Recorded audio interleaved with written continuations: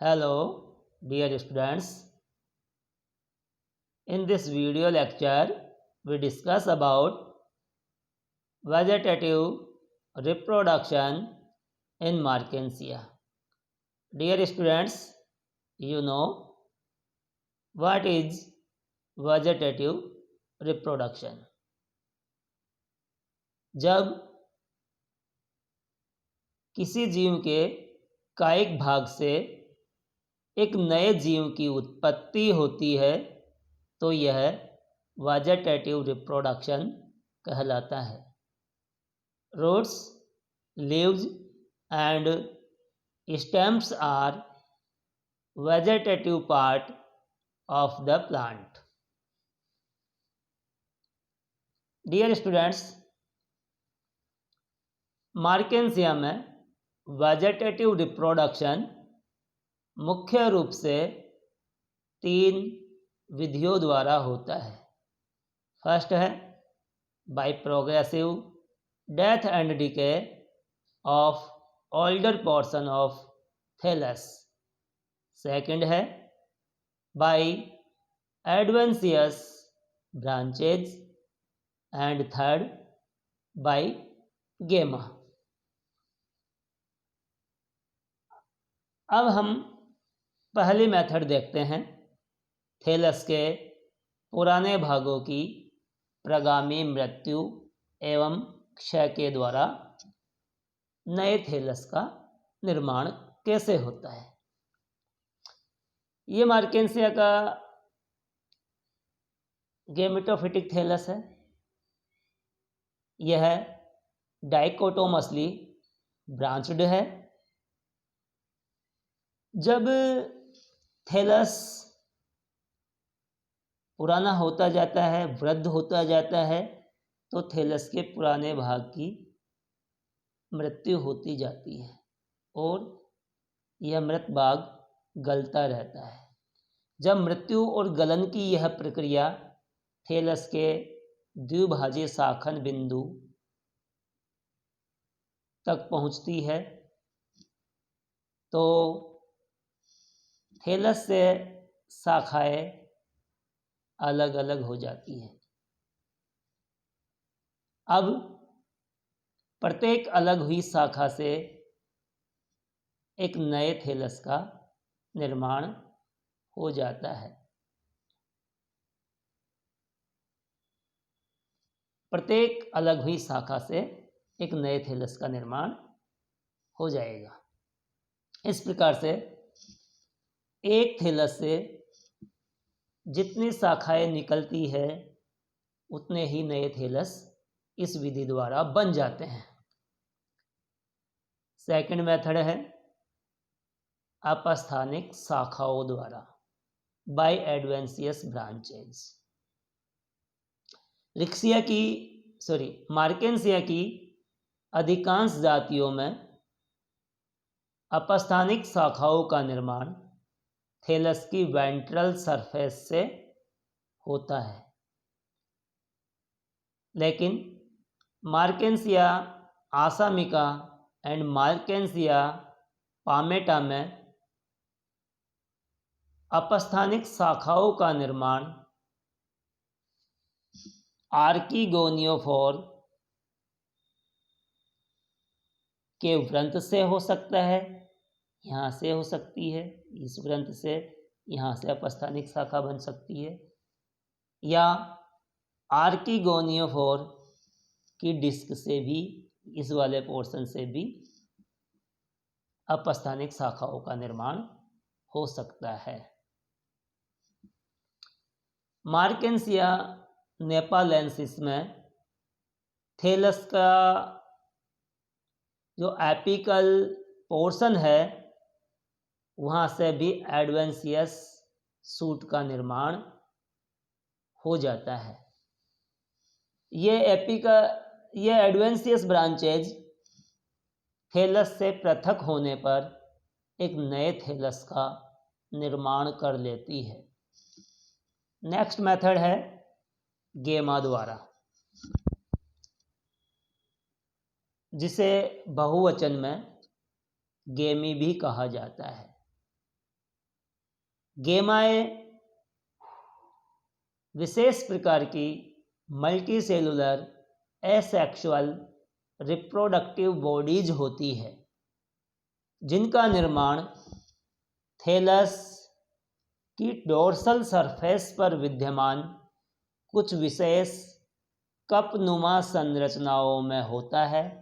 In cup नुमा संरचनाओं को गेमा कप कहा जाता है।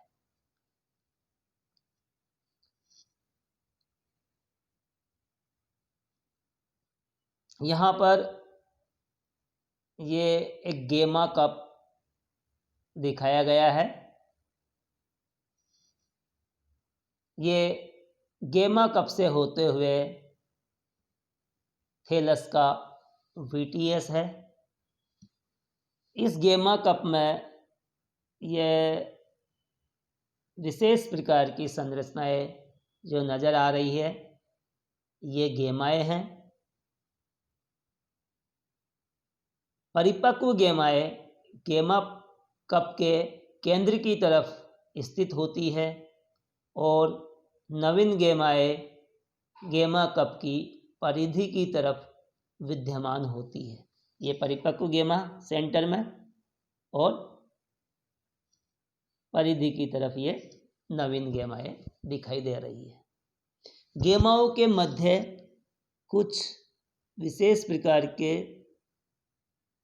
धागे समान संरचनाएं पाई जाती है जिन्हें म्यूसिलेज हेयर कहा जाता है।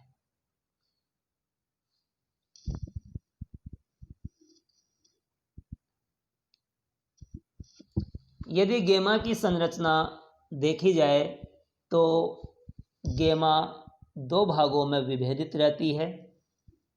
इसका एक भाग बॉडी कहलाता है और दूसरा भाग स्टॉक या वृंत कहलाता है। बॉडी वाला पार्ट मल्टी सेलुलर होता है और डिस्कॉइड यानी बिंबाभ संरचना है। गेमा की बॉडी में 3 प्रकार की सेल्स पाई जाती है। फर्स्ट है क्लोरोफिलस सेल्स, पर्णहरित युक्त कोशिकाएं। ये कोशिकाएं हरित लवक युक्त होती है तथा प्रकाश संश्लेषण का कार्य करती है। सेकंड प्रकार की सेल्स है ऑयल सेल्स। इन कोशिकाओं में पर्याप्त मात्रा में ऑयली मटेरियल भरा रहता है। थर्ड है राइजोइडल सेल्स, मूलाभासीय कोशिकाएं। ये कोशिकाएं बड़े आकार की होती है और